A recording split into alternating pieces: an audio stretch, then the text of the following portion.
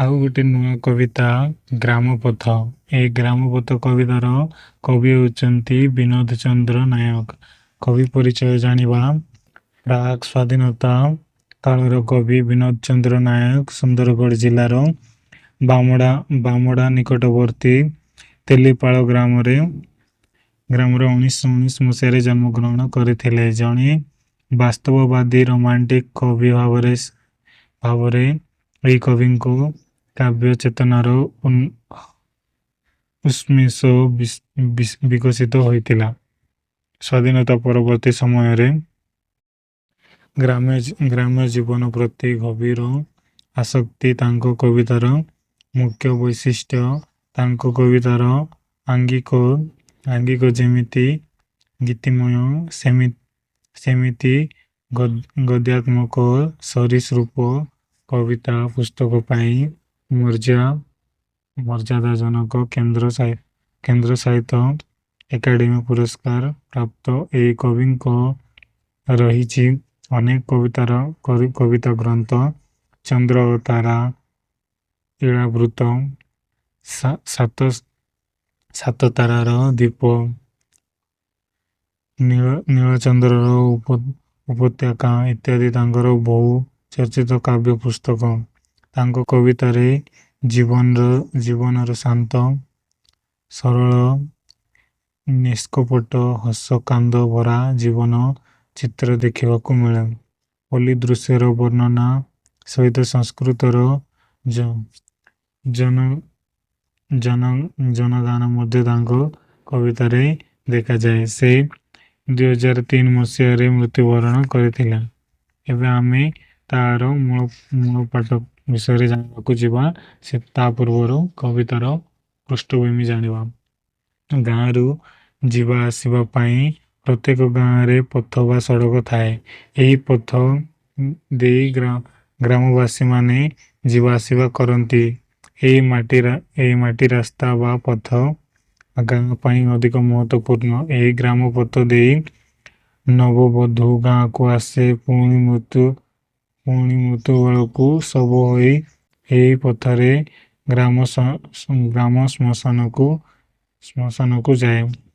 ଏହା ଏକ ସାଧାରଣ କଥା, ମାତ୍ର କବିଙ୍କ ମାନସ ପଟରେ ଏହି ଗ୍ରାମପଥ ଅପୂର୍ବ ସମ୍ମୋହନ ସୃଷ୍ଟି କରିଛି। ଗ୍ରାମପଥ କବିତାରେ କବି ବାଲ୍ୟକାଳର ସେହି ଜନ୍ମ ମାଟି ଗାଁର କଥା ସ୍ମରଣ କଲାବେଳେ ଗ୍ରାମପଥର ମାର୍ମିକ କଥା ଉଲ୍ଲେଖ କରିଛନ୍ତି। କବିତାର ଅଭିମୁଖ୍ୟ ହେଉଛି ଗ୍ରାମପଥ। କବିତାରେ କବି ଗ୍ରାମ୍ୟ ଜୀବନ ଚିତ୍ର ମଧ୍ୟରେ ଗ୍ରାମପଥର ଦୃଶ୍ୟ ବର୍ଣ୍ଣନା କରିଛନ୍ତି। ଏହା ଦ୍ୱାରା ପାଠକ ବା ପାଠିକାଙ୍କ ମନରେ ନିଜର ଗ୍ରାମ୍ୟ ଜୀବନ ଗଭୀର ହେବ। ବାଲ୍ୟ ଜୀବନର ସ୍ମୃତି ମନେ ପଡ଼ିବ। ଦୈନନ୍ଦିନ ଗ୍ରାମ ଜୀବନର ଚିତ୍ର ଏହି କବିତାରେ ଅତି ବାସ୍ତବ ଭାବରେ ଅଙ୍କିତ ହୋଇଛି, ଯାହାକୁ ସହଜରେ ଅନୁଭବ କରିହେବ। ଛାତ୍ରଛାତ୍ରୀମାନେ ଗ୍ରାମ ଦୃଶ୍ୟ ସମ୍ପର୍କରେ ଏକ ମୂଳ ଧାରଣା ଆଣିବାକୁ ମଧ୍ୟ ସକ୍ଷମ ହେବେ। ଏବେ ଆମେ ଜାଣିବା ତାର ମୂଳ ପାଠ ମାନେ କବିତା। ଓକେ। ଦୂରେ ତାଳବଣ ଆକାଶେ ଶୁଣାଏ ମାଟିର କବିତା କି ସେ। ଏ ଗ୍ରାମର ପଥ ତହିଁ ଦିଗନ୍ତେ ମିଶେ। କ୍ଷେତ ପରେ କ୍ଷେତ କାଶଫୁଲ ଆଉ ବେଣାରେ ଜଟିଳା ପାଟ ପରେ ବଣ ପରି ହେଲେ ମାମୁଁ ଘର ଗାଁ ଦିଶେ। ପଥର ସେ ପକ୍ଷେ ବୁଣା ହରଡ଼ ଓ ବୁଟ, ଆଗରେ ଚାରଣ ପଡ଼ିଆ ଗୋରୁର ଘଡ଼। ଶିମୁଳି ଶାଖାରେ ବାହୁନେ କପୋତୀ, ଉଠ୍ ପୂରିଲାଣି ମାଣ। ଏ ପାଖେ କଇଁର ପୋଖରୀ ଗାଧୁଆ ଉଠ। ବୁଆଶୁଣୀ ମାଝେ ପାଦର ପାହୁଡ଼ ଏଥି।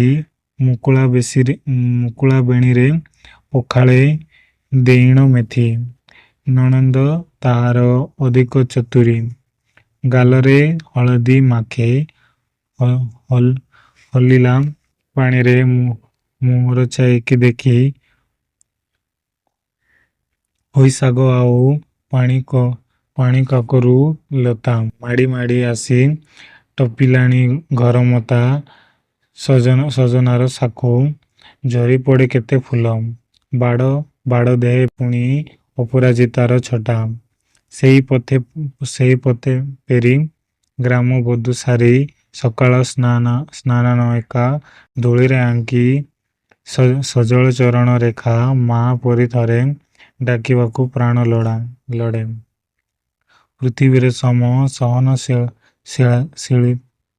ସହନଶୀଳା ସେ ଅସୀମ କରୁଣାବତୀ ନୟନ ସତେକ ଯୁବର ବେଦନା ଲେଖା। ଏ ପଥେ ଗ୍ରାମ ତରୁଣ ବିଦେଶେ ଯାଏ ଲେଉଟ ପଥକୁ ନୂତନା ଘରଣୀ ଆକୁଳେ ଅନାଇ ଥାଏ। କି ବାତରା କି ବାରତା ତାରେ ଆଣେ କିଏ ଜାଣେ ଅଧାର ଲୋଭୀ ଏକାଦ ଏ ଗ୍ରାମ ଦେବତୀ ସେ ବ୍ୟଥା ବୁଝେ କି ଆୟ। ଏ ପଥରେ ଗ୍ରାମେ ପ୍ରବେଶ ହୁଅଇ ବଧୂ ଭିତରି କୁକୁର ମମତା ମୁଖର ମଧୁ ପୁଅ ଝିଅ ନାତି ନାତୁଣୀରେ ରଖି ମଶାଣି ଏ ପଥେ ଫେରେ।